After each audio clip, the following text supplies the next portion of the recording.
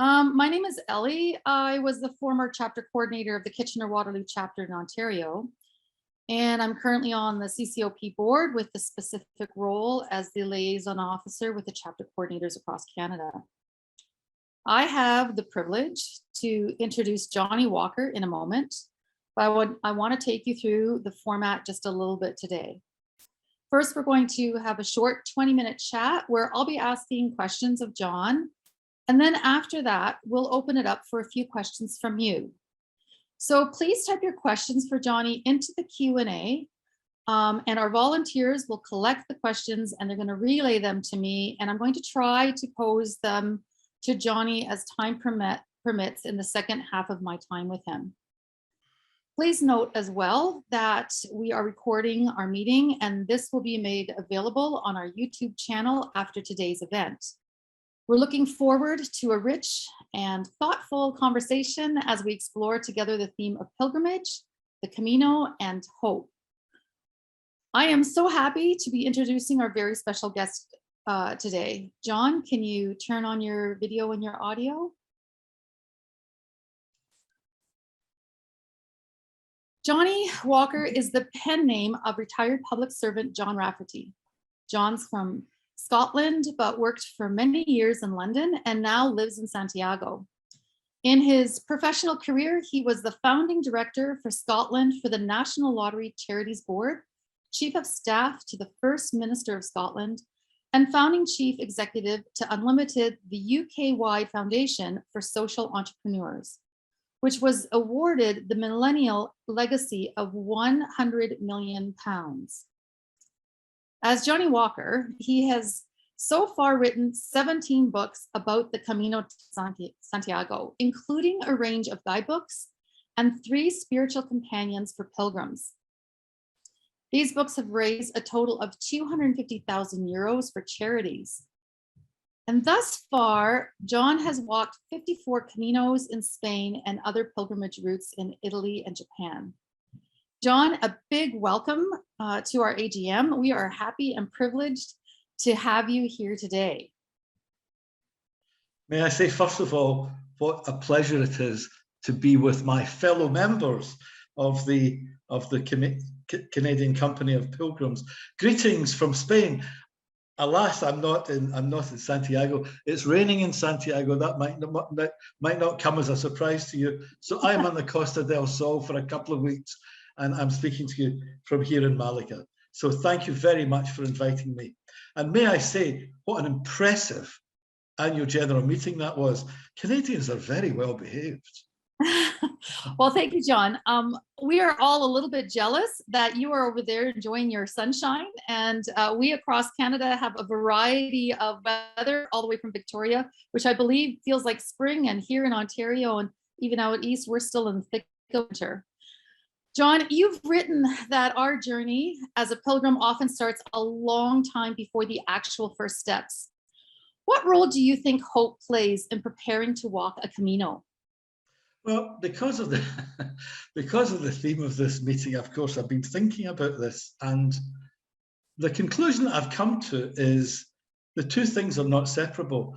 Actually, we could call the Camino the journey of hope, because I think I'm a very typical person, and I've now spoken with many other pilgrims on these journeys that I've been on, and no matter the apparent reason, and this was the same for me, no matter the apparent reason that we go on Camino, I had lots of hopes. And I think most pilgrims hope to change in some way through their journey. Now, sometimes it's a big thing. I wanted a rite of passage from one way of life to another. I wanted to give up the jobs that I was doing.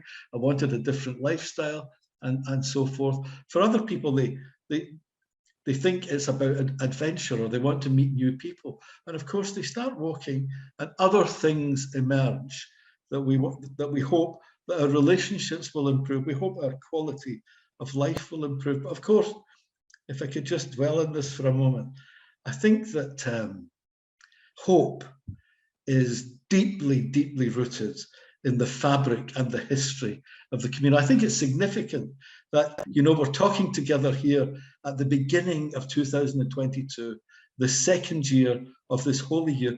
And it was exactly 900 years ago, in 1122, Pope Calixtus II declared the concept of a holy year and said that in the holy year, when the Feast of St. James falls on a Sunday, the Catholic Church could issue a plenary indulgence.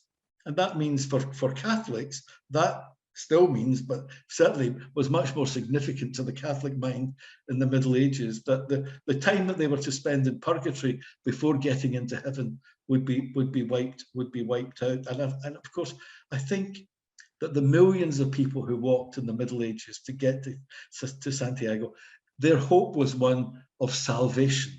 Now, I think that's changed over the centuries, and it's certainly, I wasn't thinking about sin when I walked my first Camino, and I don't know how many people, I suppose some people are still like that, but I hoped that I would be able to do it at my venerable age.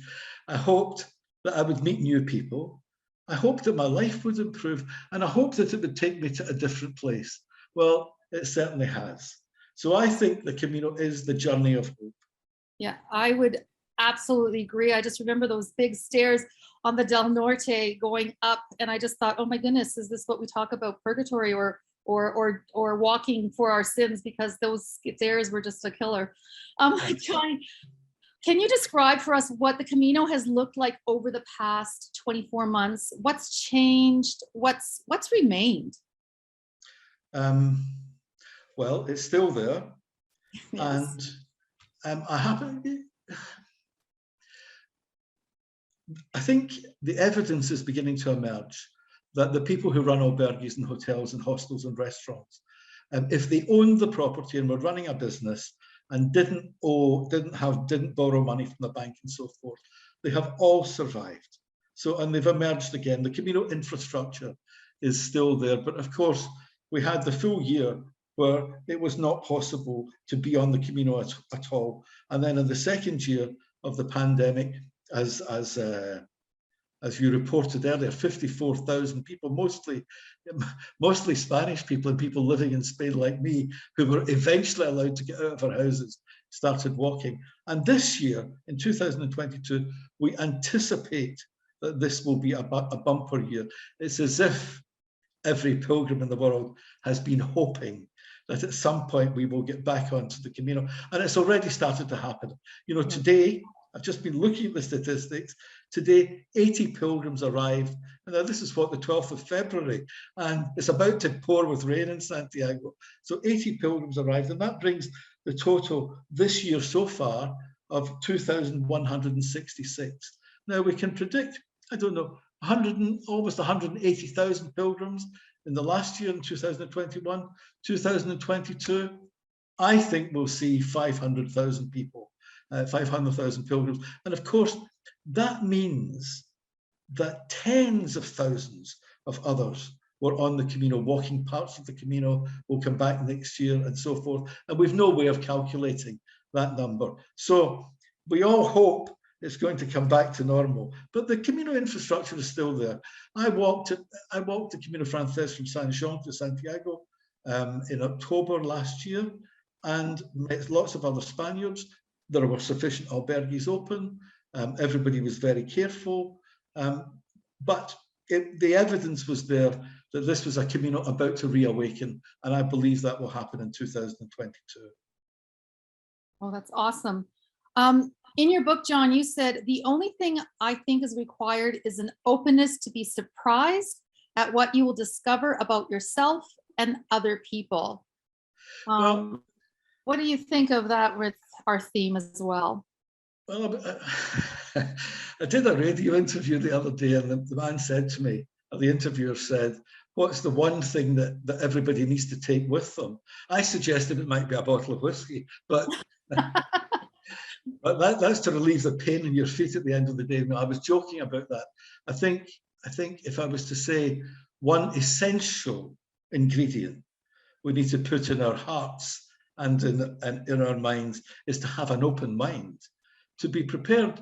You know, it's a great challenge for many people walking, the concept of walking in a foreign country, where people speak a foreign language, or a language that you don't understand, and how will it be, and will I get lost, and so forth, and all the anxieties that we've all had. You know, in my first Camino in 2007, I set off on the 2nd of January from Seville, and my rucksack, I don't know how, I had packed as if I thought there might be a thermonuclear war while I was walking along, and I had everything in it, including a shortwave radio, a thermos flask, powdered soup, a field kit, first aid kit, and of course I get terrible blisters, and I discovered I had to lighten the load, and I started ditching stuff. But of course, as I went along, the neurotic anxieties, which have been part of my life for a very long time, I realized I had to ditch those as well.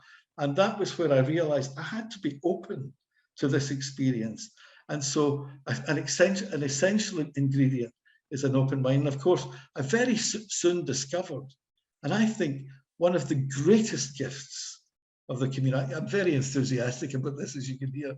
I think one of the greatest gifts of the Camino is I discovered, as every pilgrim does, that I could do this physically. I could do it, but I also realized, I came to a realization that if all of my anxieties came true, so if I woke up tomorrow morning and the people who loved me are no longer here, if there's no money in the bank, if somebody's run off with my pension fund, and if my life was in ruins, then I could pack a few belongings in a rucksack and trod along a Camino route and be as happy as a sandboy. And that was so liberating to me, that I could do without the material trappings that I'd collected and relied upon in my life. And it still liberates me whenever I think about that. Yeah. Oh, John, I so agree with you. And that's inspiring. Like, it really is inspiring to be reminded again and again about how happy we are with just a backpack when we're walking that Camino. And our focus is on our surroundings and other people and what's happening internally inside of us. Just looking at my time here, what example of hope have you personally experienced during these last 2 years? Just to give a little story for us that you can kind of look at and say, oh, in this particular case, I really experienced hope. Well, I suppose there are so many examples of this, but I was walking along the Camino Frances, and this sounds such a simple thing, but I met these 3 boys, and my walking companion, my best friend Stephen, is 6'4", and I'm 5'6" and a bit. And they called us Don Quixote, and I was called Sancho Panza, always following along behind my friend with the long legs. And they were walking ahead, these 3 young people, when out of an olive grove, this older lady appeared. You know the Spanish old lady. She was dressed in black. She was obviously a widow, and she had a basket. She'd been shopping or something, and she called them over, and she reached into her basket and she gave them each an apple. And the significant thing about that was, it wasn't the look on their faces. It was the joy, the pleasure in her face of giving this simple gift to pilgrims. And I thought, you know, we're in the middle of a pandemic. The world has closed down. We're focused on staying healthy and staying alive. And yet, goodness, the goodness of human nature and the goodness of the people of Spain towards pilgrims is still alive. And I just saw the evidence of it in this simple act of kindness before my very eyes. That's really great. There's a wee example. It's a wonderful example, truly. How about on another spectrum? What has been a funny experience, perhaps, for you in the last little while? Well, I suppose there are many funny experiences. You know, I still laugh at myself, Ellie, because my plan. My plan. I remember setting out from the house that I was living in Seville on the 2nd of January 2007 with this massive rucksack, and my plan was to go back, was to retire and to live in Seville. And I'm a church organist. I've been playing the organ there and I've got friends there. So I had this plan all laid out. And I remember walking up the road and I turned round and I looked at Seville and like Clint Eastwood, I said, I'll be back. But of course, 36 days later, I reached Santiago and everything had changed.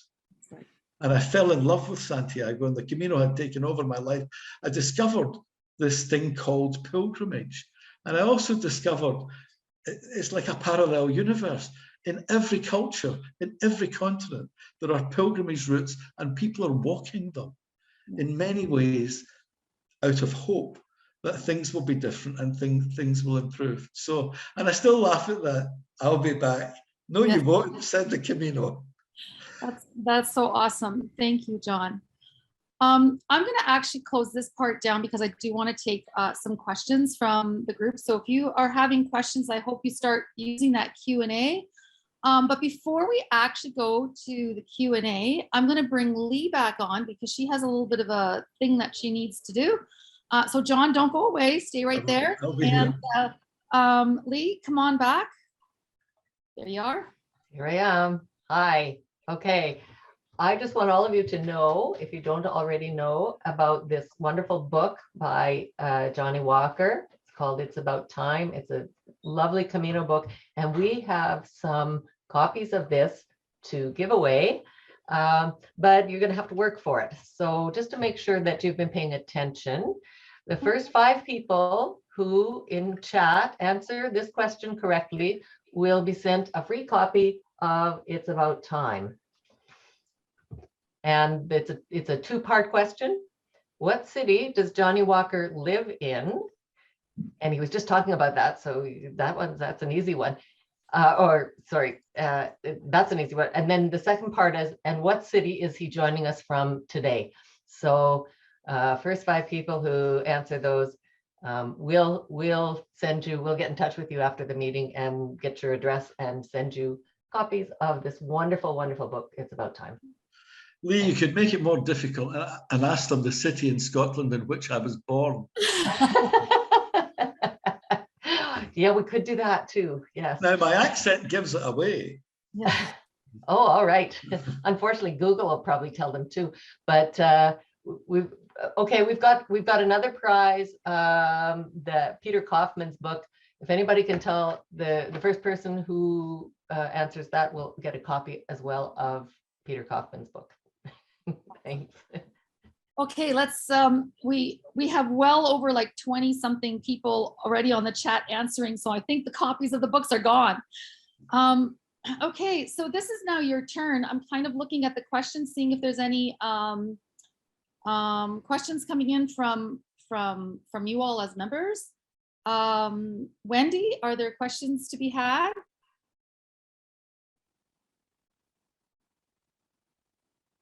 There were references to putting the answers in the chat, but we're actually talking about putting them in the Q&A. And I don't see any questions. I see lots of answers. Oh, okay, I see a question. The question is, what is your favorite route of the Caminos, John? Well, it depends. As the Galicians would say, depende, it depends. No, I think my most favorite route is the Via de la Plata. And I've gone back to it 3 or 4 times and walked from Seville to Santiago. It's an epic route. I just did what I was told in the beginning, you know. I read on the Confraternity of St. James website, if you're new to the Camino, you should maybe think about not walking the Camino Frances and pick another route. And because I had been going to Seville, I discovered there was a route from Seville, and I fell in love with it. And of course, I've now walked the Camino Frances several times, and I understand its attraction and I understand its beauty. But my first Camino route still remains the most important in my heart, I think. Okay, that makes a lot of sense. Another question is, what was the most challenging pilgrimage you ever did? In Spain, the most challenging pilgrimage is the Camino Levante. It's extremely long, 1,200 kilometers from Valencia all the way. It goes all through Spain. You go to Toledo, you go to Avila, you go to up to Salamanca, you join the Via de la Plata, goes through Don Quixote country. You understand why Castilla-La Mancha, or Castilla-La Mancha is called Castilla-La Mancha, because there are castles, ruined castles on every mountaintop.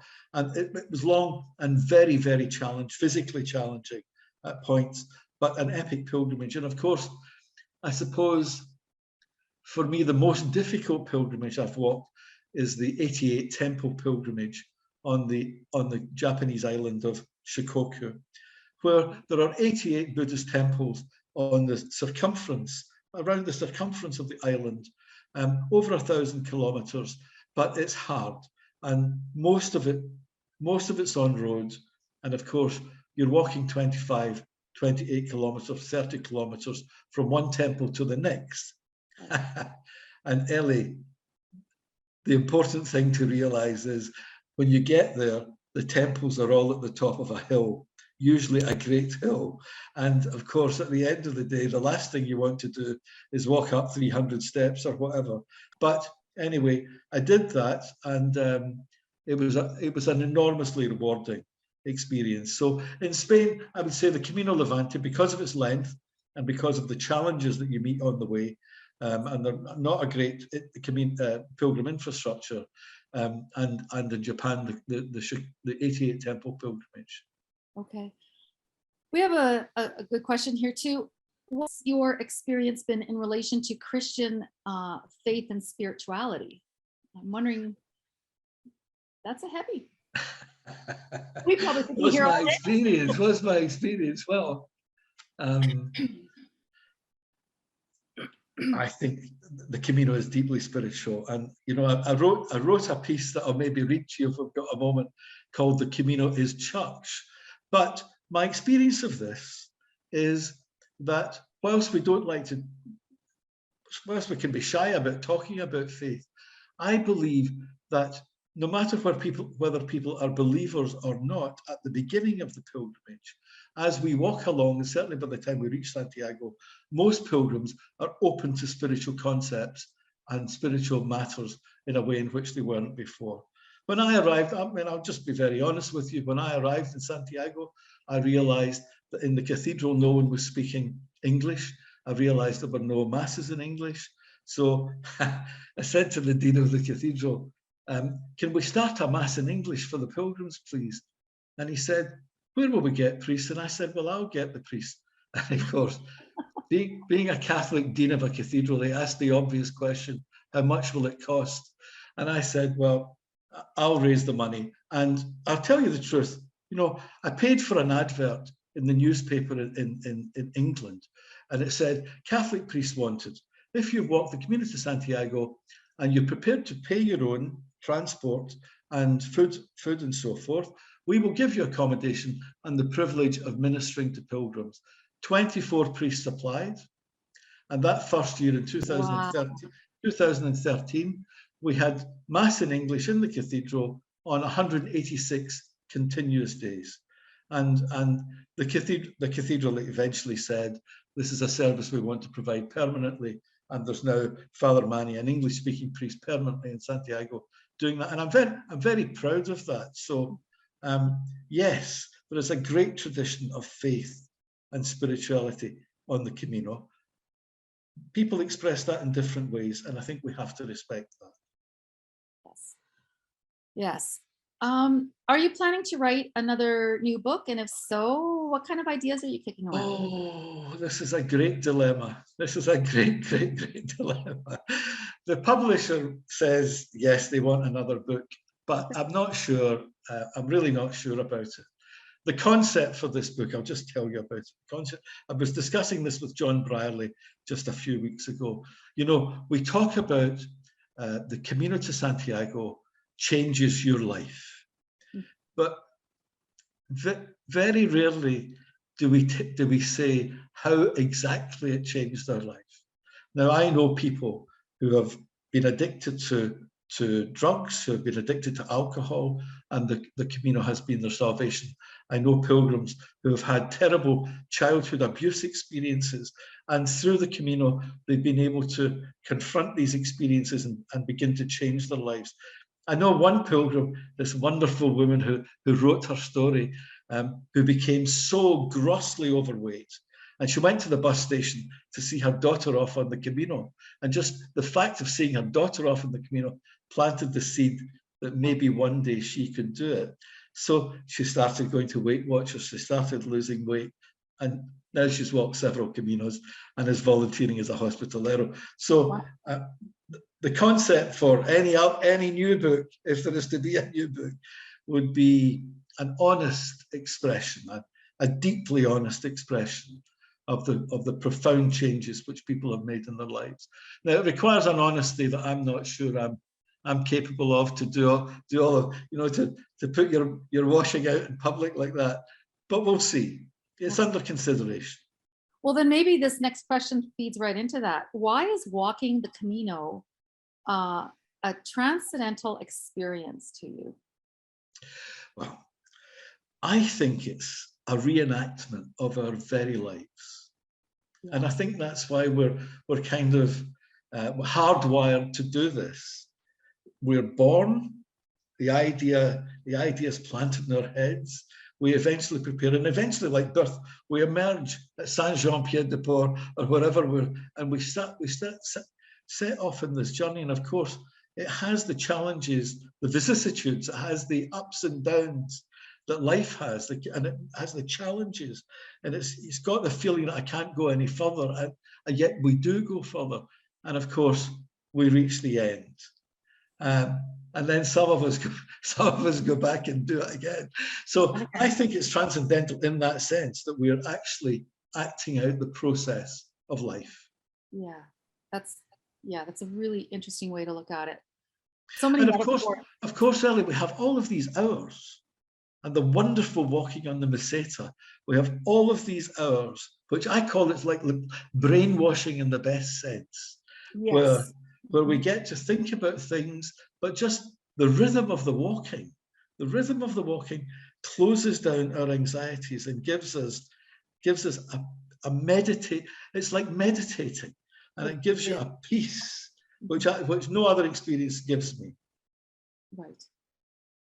Wow. So I'm very much aware of my time here, and I'm going to just take maybe a couple more questions. I do want to apologize for anybody who's got questions out there that I haven't been able to grab, but here's another one. Has the Camino infrastructure been overrun in the past several years due to an increase in popularity, or are you seeing how is the infrastructure in terms of handling the waves that may be coming in the next year, specifically because of Holy Year and because of all the pent-up feelings of wanting to go from all the pilgrims around the world, knowing that they've had to wait during COVID times? Well, in all of my time, and I was a volunteer in the Pilgrims office for about 7 years, writing the Compostelas, and the numbers go up between 10 and 12% every single year if we take COVID out of this. So it's a growth industry in that sense. And of course, I've seen the infrastructure keep up with it. People investing in albergues, the public authorities investing in new albergues. I think the Xunta of Galicia now have 70 albergues which they run and they staff. So the infrastructure has increased as the numbers have increased. Now, Ellie, some people find that very controversial because they see this as the over-commercialization of the Camino. But this is a thing we can't stop. You know, Right. it's not possible to say this year we would like half the number to come because we want to enjoy ourselves talking to our fellow pilgrims in quieter circumstances. It's not our Camino, it's everyone's Camino. And so, I mean, I think we'll see that this year, that huge numbers will come back, and we'll see the Camino infrastructure coping with it. And in the future, we'll see other restaurants opening and other albergues opening and so on. Okay. Wow, thank you so much. And John, where can Canadians buy your books? Where would you send us if we want to buy your books? Well, several of the Confraternity of St James in London has them in their bookshop. Okay. The Community Society Ireland, I think they send it out with very low postage. I think they subsidise the postage, and the publisher themselves, Redemptorist Publications. If you Google Redemptorist Publications, they have the book and they do international postage.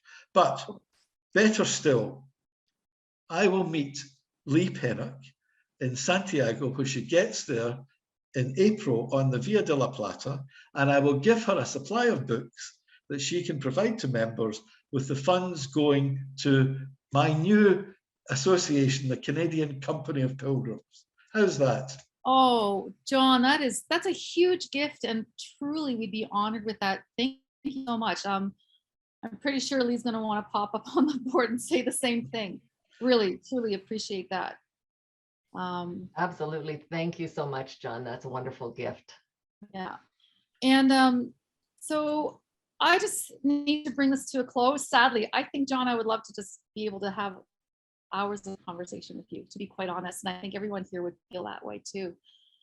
As Camino Pilgrims, we can easily go on forever, but I do need to bring this part of our time together to a close. So John, thank you so much for your thoughtful ways and your lead on the Camino path and your willingness to share with us your insights. May the blessings be yours as you continue to bring Camino hope to others. And you've certainly riled that Camino hope in all of us here today. So we thank you so much, and a bon camino to you. Igualmente, it's been my pleasure. Thank you all very much. All right. Thank you, John. See you in Santiago. Hasta Santiago. Hasta Bye-bye. Bye.